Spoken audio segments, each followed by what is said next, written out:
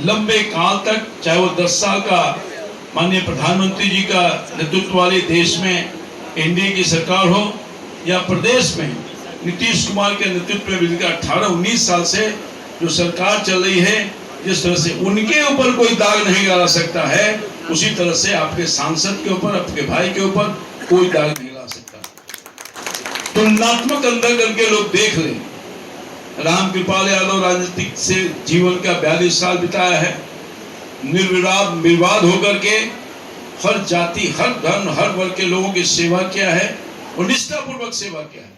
कोई नहीं कह सकता कि मेरे पास कोई भी आदमी गया हो, मैं उस आधार पर कि तुम इस जाति, इस पार्टी का हो, तुम्हारा काम नहीं करेंगे, तो मैं आप आज ही अगर कोई प्रूफ कर दे तो मैं राजनीतिक जीवन से संन्यास लेने को तैयार हूं। इस मन और भाव से मैंने काम किया है।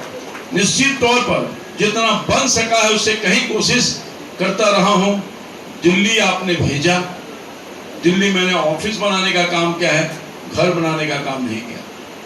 घर घर है और ऑफिस ऑफिस से। जब पार्लियामेंट चलता है मैं वहां जाता हूं, क्योंकि वो दायित्व जरूरी है निभाना। आपकी आवाज कौन उठाएगा, आपकी समस्या कौन रखेगा सरकार के समक्ष शासन करता है, तो इसलिए भी मुझको दिल्ली जाना पड़ता है। बहुत कम जाता हूं और लगातार कई वर्षों से मैं सांसद हूं। यही आचरण पहले भी मैंने रखने का काम किया है।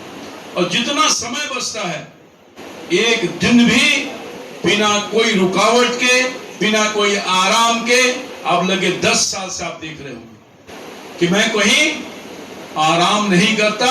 मेरा हर दिन किसी न किसी गांव में, किसी न किसी सेवा में गुजारने का काम करता हूं।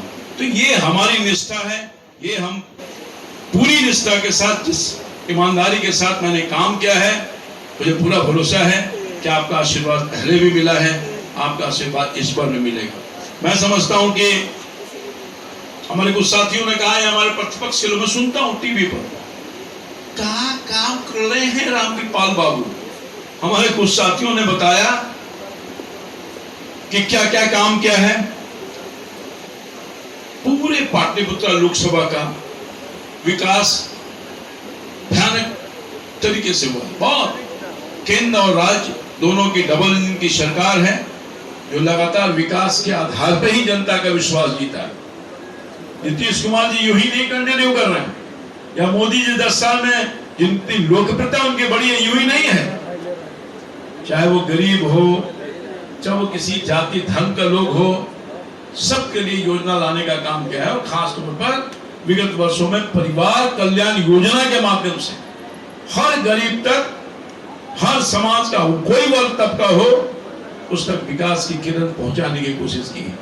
चाहे वो रोड का हो, पुल का हो, पुलिया का हो, छोटा काम हो, बड़ा काम हो, आयुष्मान कार्ड हो, मुफ्त में राशन की व्यवस्था हो, हर घर में नल से जल की व्यवस्था हो, नली का हो, गली का हो, ये कई कंसेप्ट है नहीं।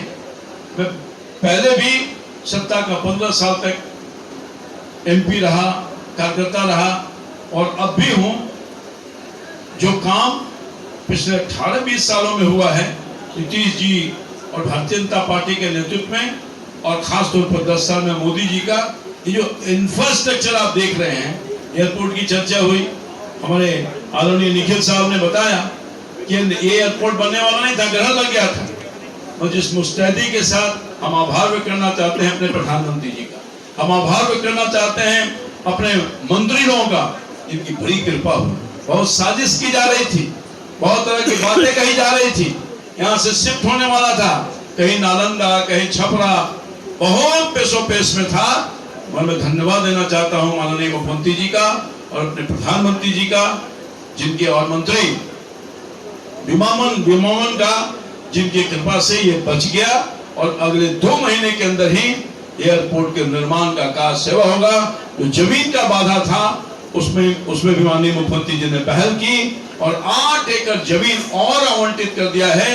जमीन पहले मिला था मगर उस जमीन की थोड़ी और कमी थी, उस कमी को भी बिहार की सरकार ने पूरा कर दिया है। तो मैं समझता हूँ कि वो भी हो रहा है। ये विकास इससे यही नहीं, अभी बताया जा रहा था सड़कों की बात, कन्हौली और रामनगर की 6 लेन की बात कही गई। आप देखिए उसका चेहरा कितना बदल गया। कितना बदल गया उस इलाके में। और यही नहीं, वहां से आप चले जाइए, जब 6 लेन जा रहा है, नीचे में 4 लेन जा रहा है, पटना से गोभी, ये भी तो विकास है। जाके देखिए कहाँ हुआ था पहले। सरकारें कई आई कई गई और ये काम तो नहीं हुआ था।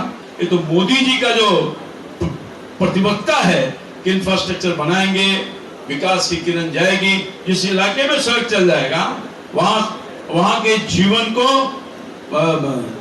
को सहजता तो करेगा ही, आर्थिक विकास भी होगा।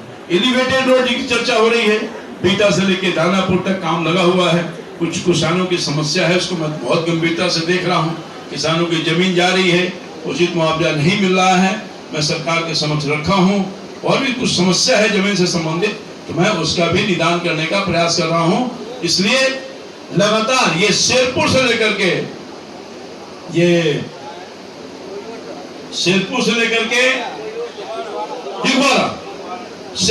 के दिगवाड़ा तक माननीय प्राइम मिनिस्टर ने उसका शिलान्यास कर दिया है। तेजी से काम लग गया, जाके देख सकते हैं। और उस शेरपुर से पीछे सड़क का निर्माण हो रहा है, जो करहौली के तक आएगा और एयरपोर्ट को भी जोड़ने का काम करेगा। ये दानापुर का पार्ट इस सब इलाका में हो जाएगा।